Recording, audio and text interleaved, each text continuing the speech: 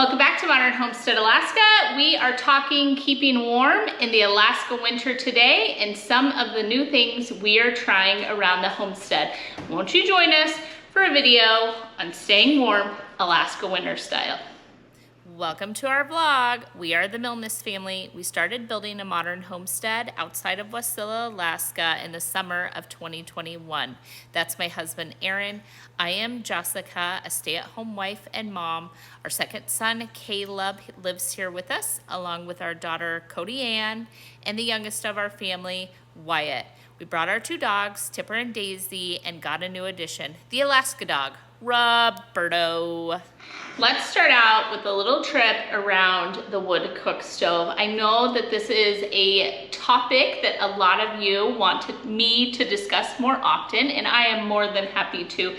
In fact, when we put this in the homestead, it was put in as the centerpiece. When you walk through that front door, it is life-giving as far as heat and sustenance and those sort of things. So I actually love it, and I love to talk about it as well. My wood cook stove, for those of you that don't know, is a JA Roby. One of the main questions I get is, why this cook stove? Well, we chose it based on square footage and what we were trying to do with the stove. Our house, including the garage, is over 4,400 square feet. So in order to heat that amount of square footage with just wood alone required the biggest wood stoves that we could get our hands on. The JA Roby is one of the two largest cook stoves for square footage.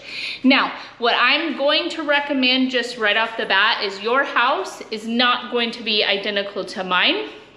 Get a hold of a company that sells wood cook stoves. If this is something you're looking at putting in your home and you're looking at heating full time with an item like this. A company like Obadiah's, where we got ours, they will walk you through step by step. They will go through your square footage, where is it located. Some of the important points on wood cook stoves are what surrounds it, how close it can be. If you're putting it in a structure that already exists and you're not building your house around the wood cook stove, you may need something very different than what we put in, and they will have something for you. So reach out to a company like that. There's several other companies across the United States, Canada, and other parts of the country and the world that can service you as well. Not yesterday. Well, yesterday morning, right around there, I opened this stove up full blast, cracked the door and let the air go through it. It has taken me all the way until this morning to be able to clean out this stove, walk you a little bit through the heating system and how we heat with it, show you some things around here in order to get to that point. So it takes a long time for these to cool down. We do have an alternate heat source. We have the pellet stove. We've talked about that several times. I did a review on our pellet stove. I'll leave that in the description box. So we are going to clean out this cook stove. The firebox is one of the main element of this cook stove. So it was super deep with ash, and so we cleaned that out. I am now going to vacuum and clean the rest of the stove. I do that by taking these caps off. Now, something you can do, and look at that. Look at how much ash is in there. We're gonna want to get all of that cleaned up throughout the stove. This is soot, and it's actually not that bad, believe it or not. But what I'm gonna do is go through here. I'm gonna show you, I can pull it off. And all of that is where your fire danger comes from. So I'm going to scrape and clean, and the way that I do it, I just reach up in here, scrape everything out, and then I'm going to use a shop vac to vacuum all of the top of the stove out. Once I do that, I'll bring you right back.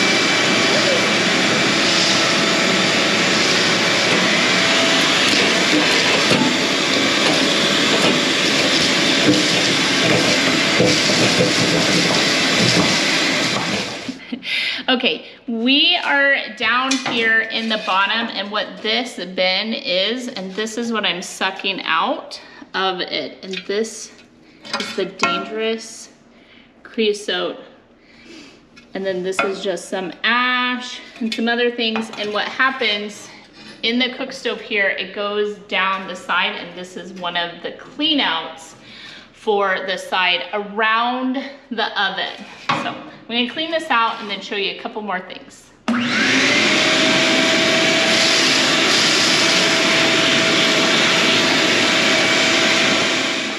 It's a super filthy job, which is, we're old clothes, but what I'm going to do is show you a difference.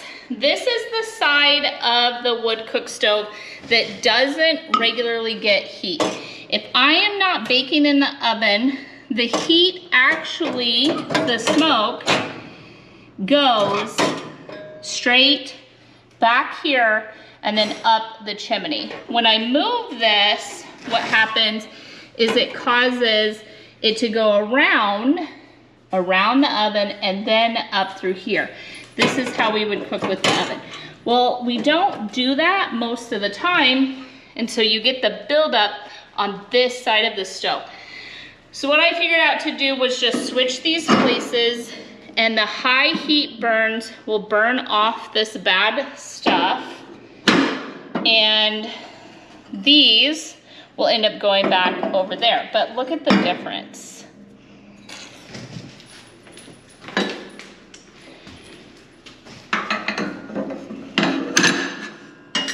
This is the closest to the heat.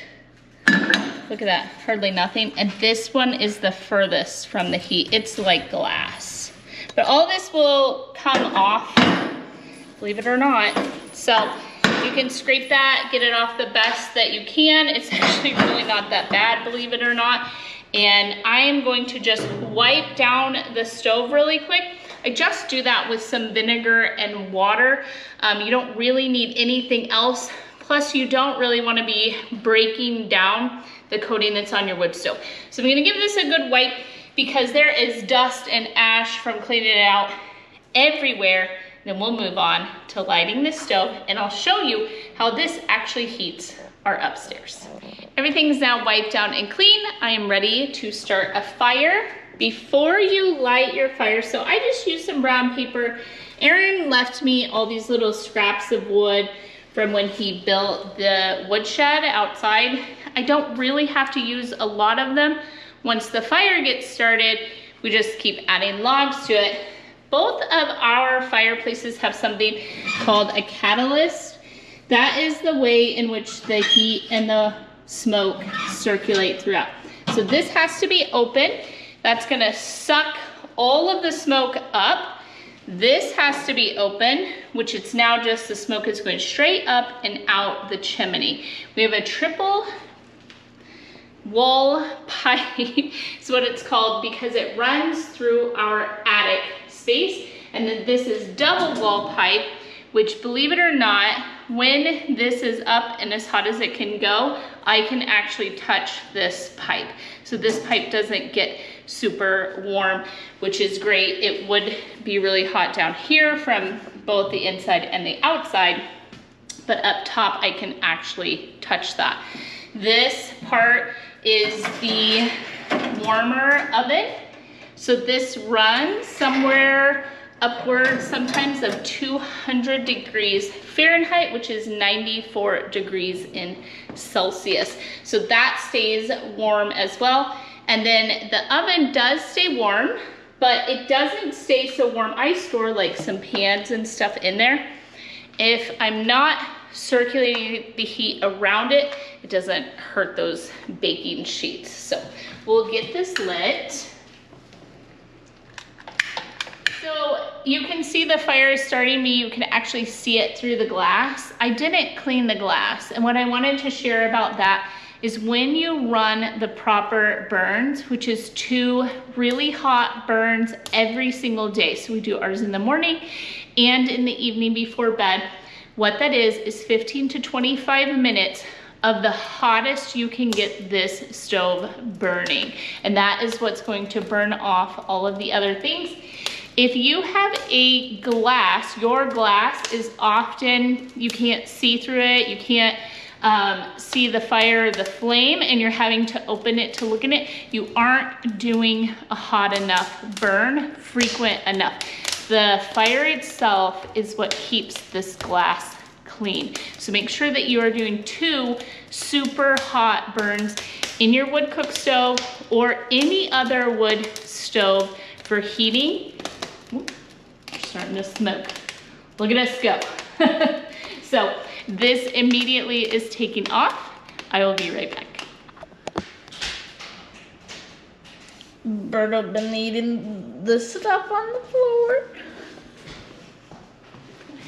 All right, so what we're going to talk about now is how this actually heats our house, and that has been a question several of you have had.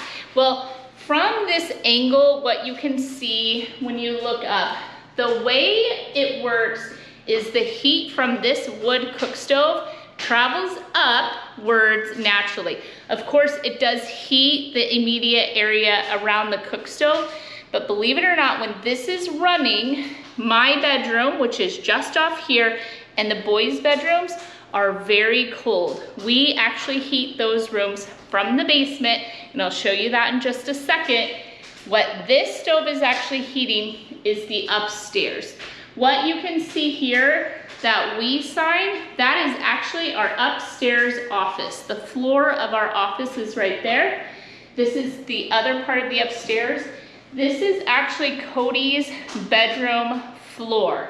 So we cut vents in the floors in both the office, in Cody's space, and so on, and the heat is able to travel up through those spaces, and that is how we actually heat the upstairs from this wood cook stove. What it is it's a very old style of engineering. If you look at houses on the eastern coast of the United States or in other countries, what they did was a lot of this heat engineering. They understood that heat rises in the center, and when it hits the ceiling, it bounces along, and as it cools, it drops. Well, if you allow that heat to do it with rises and drops, you can control the temperature of your home from a stationary heat source such as a wood stove. So that is actually how our heating works. It rises in the middle of the house, it heats the floors, and then it drops down, and then it continues rotating like that, and that is how we heat it. When you look over all of the bedroom doors, you see vents as well. They look like forced air vents everywhere, but what that is allowing is the heat to move throughout the house and our bedrooms without us actually having a heat source in there. We have fans everywhere. Any room that we could put a fan in it, we did. This fan has to run anytime the heat is running in here, and that is helping push the heat down what naturally wants to go up. So that is part of heating our house. Let me take you to the basement. Welcome to the basement. This is the warmest area of our house. That is one of the questions that I did get recently. Someone doesn't want to heat their basement because they would like to use it as a root cellar. We actually can't use ours for that. The way we engineered the heating for this house is we actually heat the entire main level of the house from this wood stove in the basement. We got this wood stove in October of just last year. So we've only had heat in this house for just over a year. And what we ended up going with is the Blaze King. We have the king size, which is the largest Blaze King stove that they make. And that again is based on the square footage that you are trying to heat. What this stove actually heats is this entire basement and the floor above it. It does it through the same system as what I was talking about. Roberto is playing right here. He's so helpful. That's a potato. Where did he? He's still a potato. Okay. All right, directly above us is Wyatt's room is over here, and then Caleb's room is right above. Their rooms are actually heated mostly from this stove. We have not cut the holes. We do intend to have the hot air vents and then the cold air drops in their rooms, and I'll bring you along when we do cut those in. We wanted to first test the house with the insulation. We didn't actually get this basement insulated, and what this is, you're seeing a sub wall here. Someone's asked me if we are going to insulate our basement. This sub wall is so when we drywall the house, it will go all the way to the floor. If we didn't put these sub walls in here, what would have happened was we would have a lip at the bottom of the floors, and a finished basement would have looked really funky. So we built these sub walls, but our true foundation or our true walls of the house are behind or in this green foam that you see throughout the basement. These are 2x6 walls, and they are almost nearly full. So there's the max spray foam that we could do, which is 4 inches. I guess maybe you could do a little bit more, but we have 4 inches of spray foam in the walls down here. And then the entire house is actually spray foamed in the walls. And then in the attic, something that keeps us warm as well in this home is we put the max amount of blown insulation as we could, and then we didn't leave accesses. Believe it or not, the number one way that heat escapes your home is by having your heating elements in your attic. So all the heat wants to rise, you then have opened that space to holes, your heat will escape throughout your attic, and then you're trying to force that heat to come down. Well, we took the opposite approach. We have no holes other than the normal airflow throughout our attic, and then all of our heat comes from the bottom. So it naturally rises throughout the floor. Let's talk a little bit about this stove. Right, there's several things going on with this stove, even though it looks like a little box. This is the control to our catalyst. So this is allowing the stove to either burn really high or low. And we could turn this way down. If we turn this as low as it would go, which would be over there, this stove would burn for 40 solid hours. We could load it and it would stay lit, burning really, really slow for 40 hours.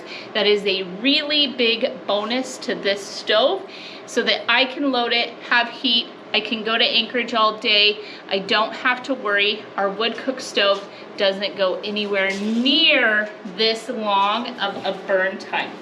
We added on this fan that you actually hear. I'll shut it off so you can hear it. It's actually fairly quiet. That is as high as it goes. And what it is this unit here that's on top of the stove is actually a fan. Now, I can't get too close to it because the stove is actually quite warm, but it is blowing the air across. And because our basement isn't finished and it's wide open, we don't need to show you all that right now. It is allowing that heat to travel all the way across the floor of the house.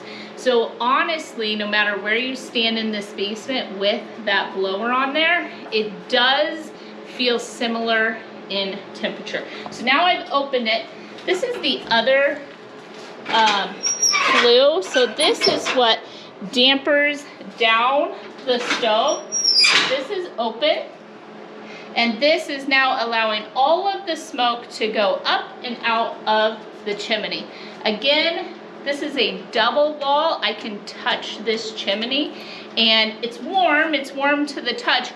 However, I could grab a hold of it if I really needed to. We don't need to, so we won't.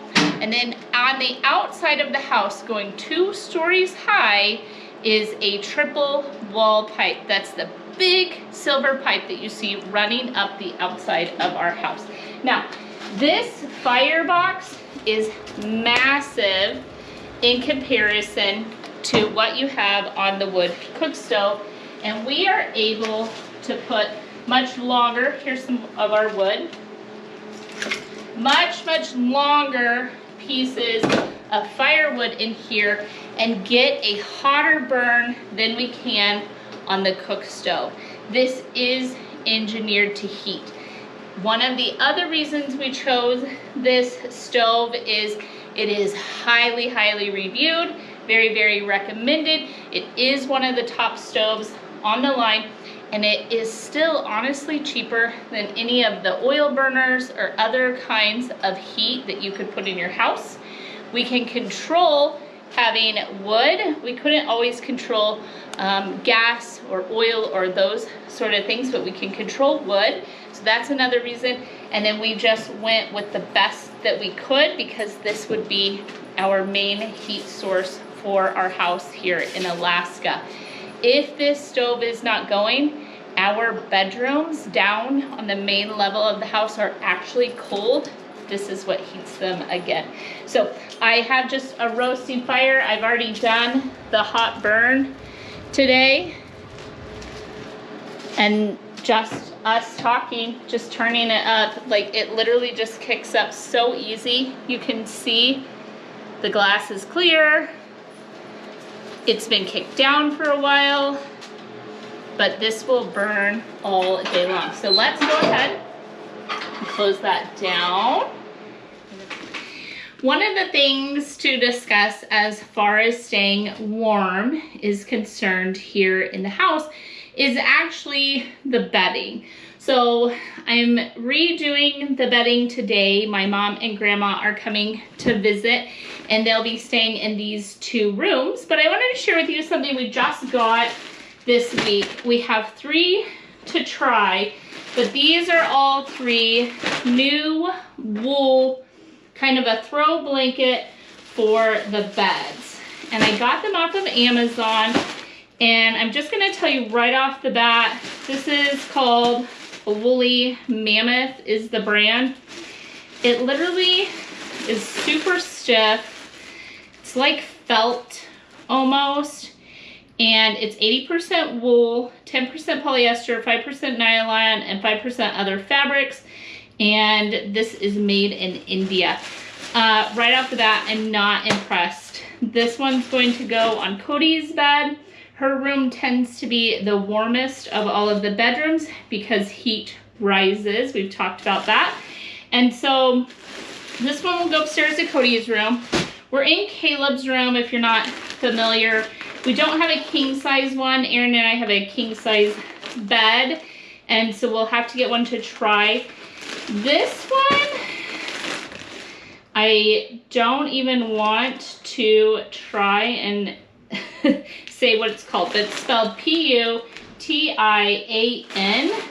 Now this one in the bag didn't feel as nice as the other one, but the edging on this is really nice, and this, whatever this is called, that's sewn on the edge should help kind of keep its shape a little bit better than the next one I'm going to show you. It's lightweight, but it's lovely. It's pretty soft as far as that goes. So this one, I think we're going to try in Caleb's room.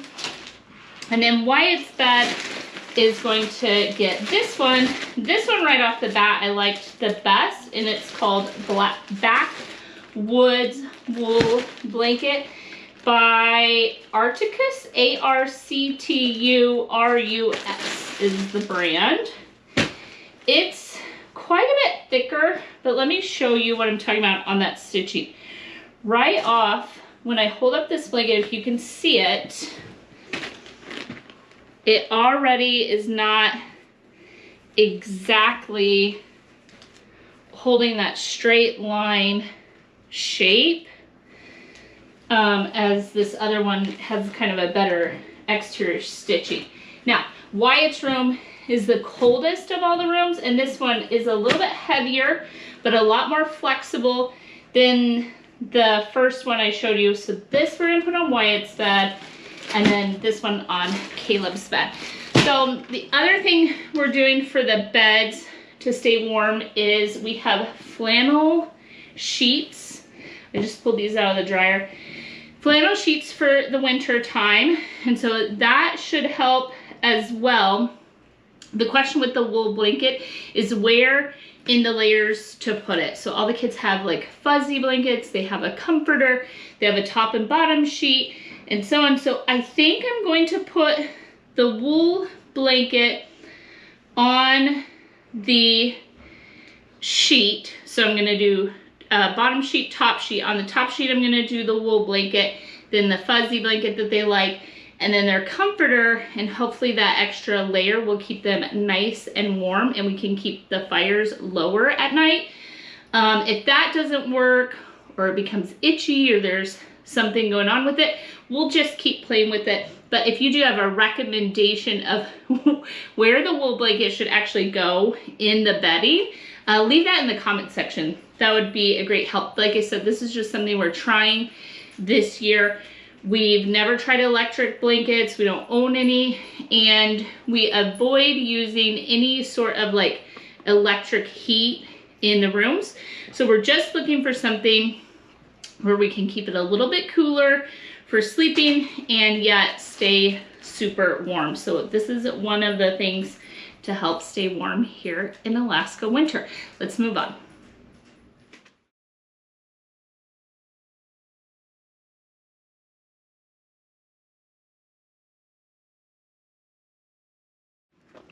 So we've talked heaters, we've talked insulation, we have talked why wood, and the last thing I'm going to say about the way the house is built is we actually have triple pane windows.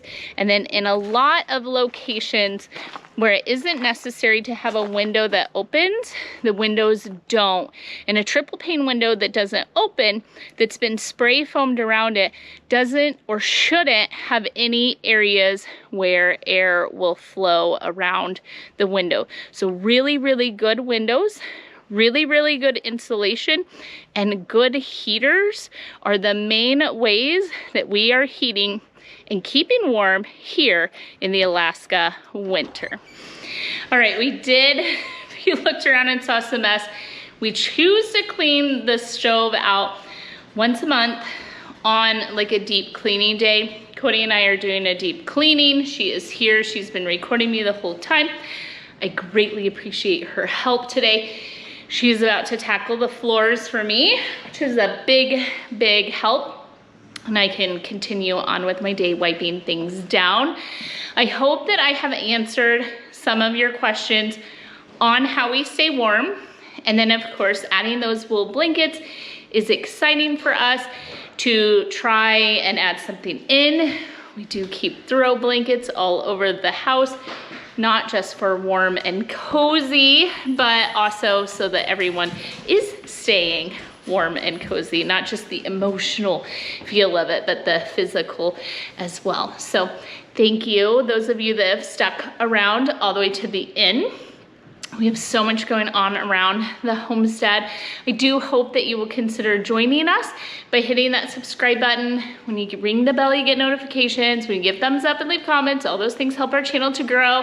For those of you who've heard me say it 100 times, I'm really sorry.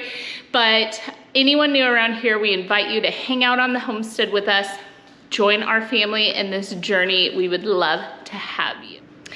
I do hope that you find something to be grateful for this week. A meal with a friend, a family, a neighbor. Stay warm out there.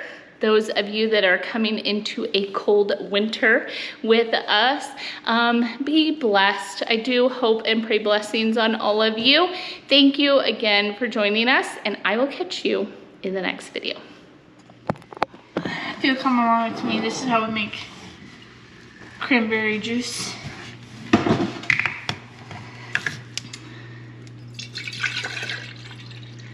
Whoa. Yeah. Go ahead, give us a taste. Delicious. Well, not. You can. Cut!